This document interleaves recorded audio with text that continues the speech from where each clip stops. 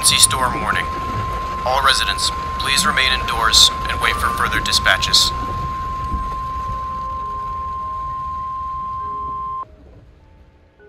August 6th, 2018. This EAS warning was the only information posted alongside an image of what looks to be a novel anomalous behemoth. Well, that info, and the fact that its founder named it, the Wandering Faith. This big old critter was discovered by Trevor Henderson, who decided it belonged on social media rather than locked away in the Foundation files. Good on ya! Ignorance is bliss, and we gotta steal that from you. Let's start with what's inherently obvious. Its physiology. It has 4 tree stalks of legs. It looks as though it's not affected by the laws of gravity in the same capacity that humans are. I mean, there's no way this fat fuck wouldn't collapse under the massive weight of its own body. This behemoth extends into the sky, with several small tendrils drooping downwards below its neck. Perhaps for use in food collection or tugging on its nub.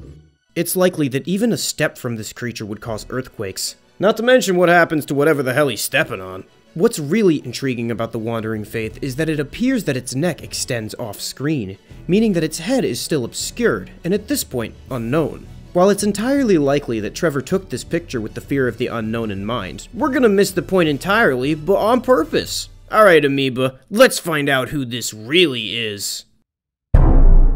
What? That's the most disappointing thing ever. That's like taking a bunch of shrooms, expecting to think about your problems and introspect on your life, and you just come out ashamed that you have to wipe better. The name Wandering Faith may signify some sort of connection to religious imagery. It's also referred to as Day 17, but Trevor himself has never confirmed the same. We learned some new information about this creature on August 8th, 2018. A new photo posted by Trevor of what looks to be a similar type of critter, with an additional one in the background. These could be younger forms of the creatures, a juvenile, if you will. On July 30th, we get an example of what may actually be at the top of its head. It bears the same tentacles as the other creatures, only this time it seems to be bipedal. There's a caption alongside the creature. It's amazing what people can and will adapt to, if given enough time.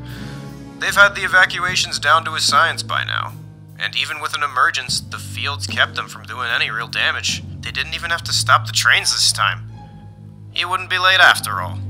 Once humanity looked at this thing for 20 minutes and realized that it didn't start immediately killing everyone, they just assumed it was a big dumb animal, and responded accordingly by doing fucking nothing. Well, some tried to eat it, I guess.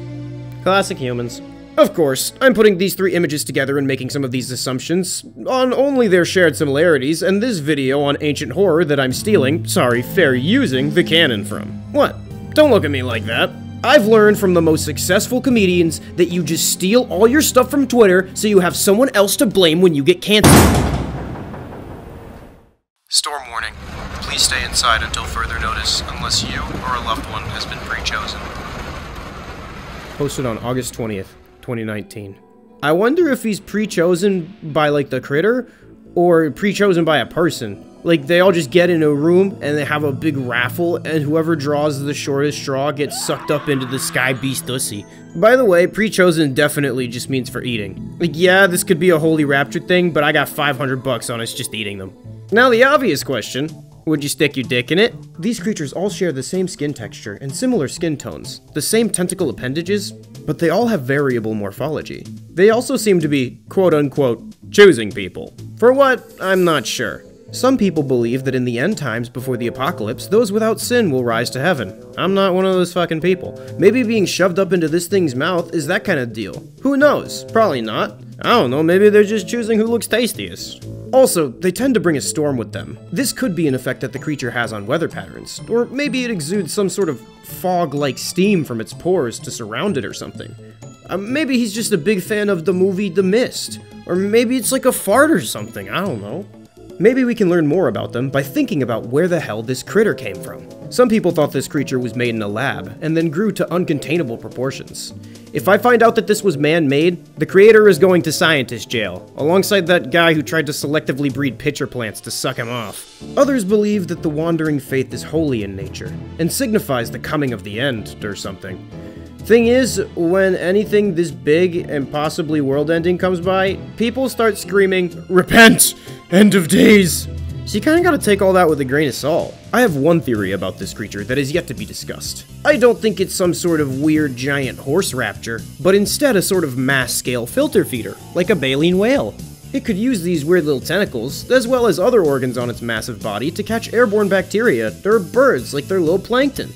Maybe there is airborne plankton, I don't know, I'm banking on the fact that you don't either. Unless we get some sort of update, it doesn't seem like we'll be able to piece together what these things are, where they came from, or what being chosen means. If you like this video for some reason and you want me to come back and talk more about these weird little nonsensical critters, make sure to like, comment, and subscribe with all notifications enabled, and watch all my other stuff, or I'll feed you to the tentacle sky horse. Shout out the inner circle, love y'all.